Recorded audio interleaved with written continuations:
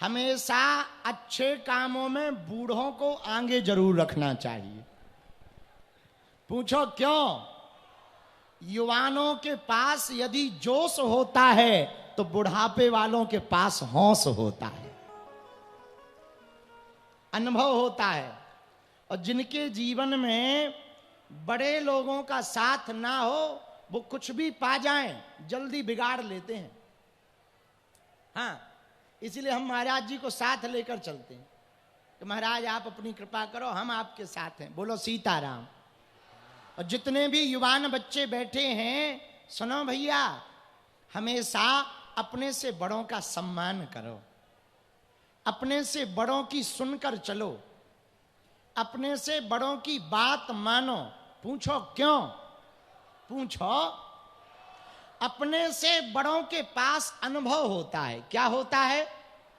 अरे बोलो ना। एक लड़का था, अब हम ये नहीं कहेंगे कि वो शिवपुरी का था।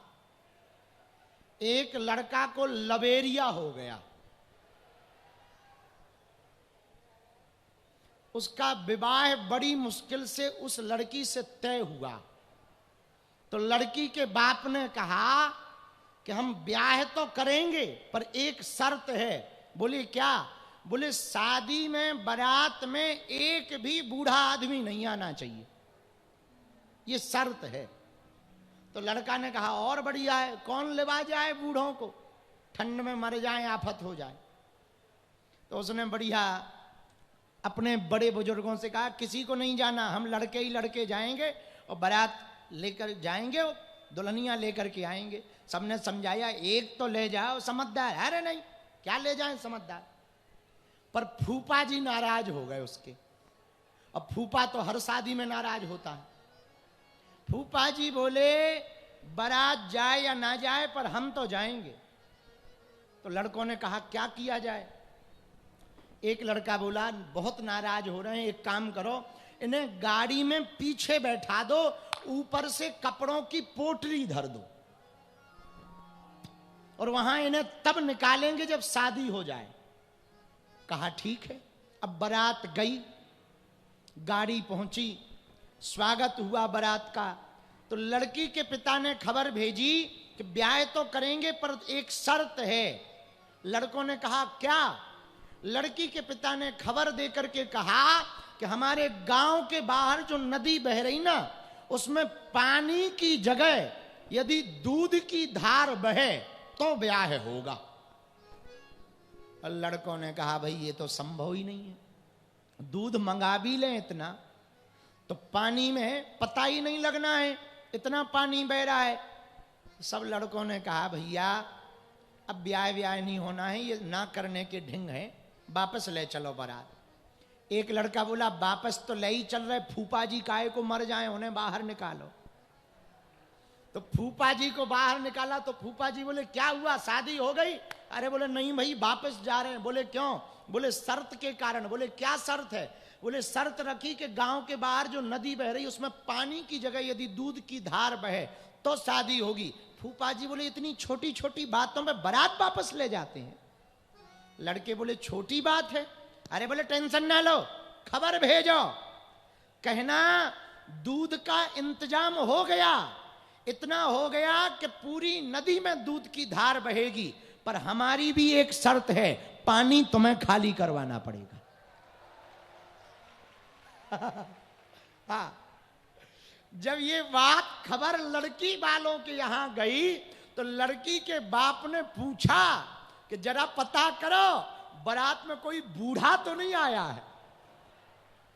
हाँ, मिथिला में जब बारात पहुंच गई, राम जी दशरथ जी को मिले, रघुनाथ जी पिताजी को प्रणाम किया, वशिष्ठ जी को प्रणाम किया, भरत जी को गले लगाया।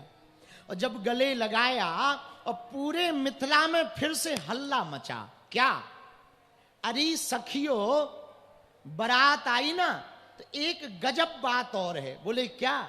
बोले इस बारात में जैसे दो पहले आए ना वैसे ही दो और आए।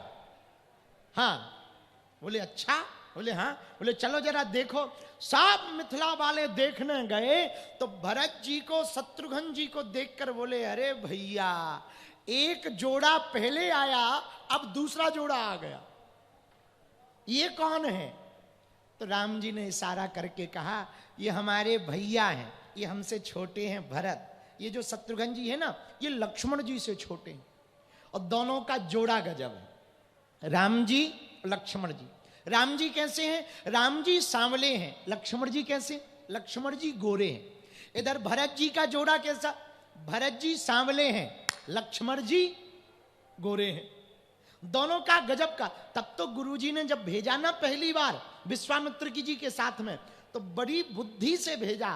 पहले राम जी और लक्ष्मण जी को भेजा। राम जी और भरत जी को भेजते तो दोनों एक से हो जाते, तो जोड़ा बना दिया। राम जी को लक्ष्मण जी को भेजा। पूरे नगर में हल्ला मच गया, क्या भैया दो और वैसे ही आ गए हैं? अच्छा हाँ, पर एक बात बोलें, सखियां कह रही, चारों की जोड़ी कमाल की है। चारों दूल्हा बने। जब राम जी का विवाह हो गया, लक्ष्मण जी का भी हुआ, तो वशिष्ठ जी ने कहा दो और हैं। तो जनक जी बोले महाराज आप, दशरथ जी से बोले महाराज आपके 4 बेटा हैं, तो हम पे 4 बेटियां हैं। विश्वामित्र जी बोले मौका बढ़िया है, हम भी 4 लेके आए। दशरथ जी की तरफ देख के बोले देखो क्या बढ़िया सेटिंग की अपन ने। मिथिला वाले दशरथ जी को, वशिष्ठ जी को देखकर बोले बड़े होशियार हैं। बोले क्या होशियार है? बोले पहले 2 की व्यवस्था बनाई, अब 4 की बना ली। वशिष्ठ जी धीरे से बोले यहां जितने बारात में बिना ब्याह वाले आए सब व्यवस्था करो, हाँ सबकी व्यवस्था होनी चाहिए।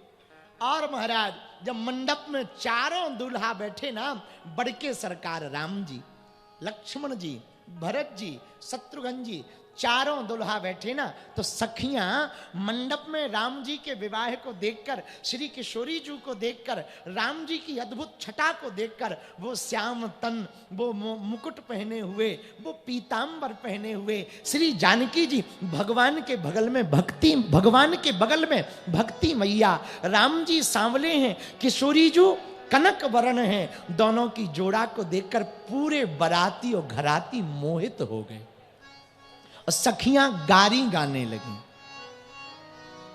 क्या? जब भावरें होती हैं तो माताएं गाती हैं ना, तो जब भावर पड़ने लगी तब सखियां गाने लगी। बड़ा अद्भुत गीत सखियां गा करके कहती हैं, सुनो